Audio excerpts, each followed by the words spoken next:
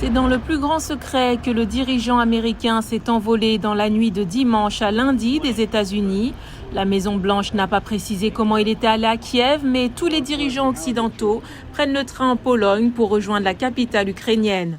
Une fois à Kiev, il a annoncé que les États-Unis allaient une fois encore accroître leur aide à l'Ukraine. Nous avons fourni près de 700 chars et des milliers de véhicules blindés, 1000 systèmes d'artillerie, plus de 2 millions de munitions d'artillerie, plus de 50 systèmes avancés de lance-roquettes, des systèmes de défense maritime et aérienne, tout cela pour défendre l'Ukraine, sans compter le demi-milliard de dollars supplémentaires que nous vous annonçons aujourd'hui et demain et qui vous parviendra. Le président ukrainien Volodymyr Zelensky a déclaré que la visite du président américain était la visite essentielle de toute l'histoire des relations américano-ukrainiennes. Je suis très reconnaissant, Monsieur le Président, pour la puissante coopération ukraino-américaine.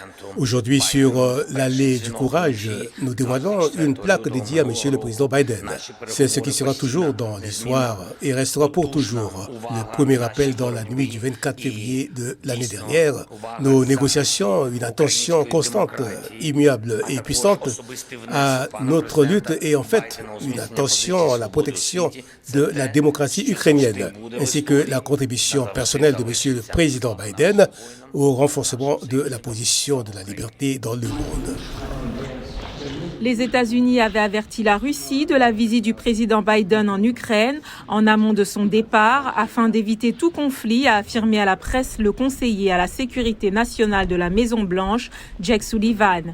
Biden devrait consulter cette semaine des alliés du flanc est de l'OTAN en Pologne pour solidifier l'unité occidentale.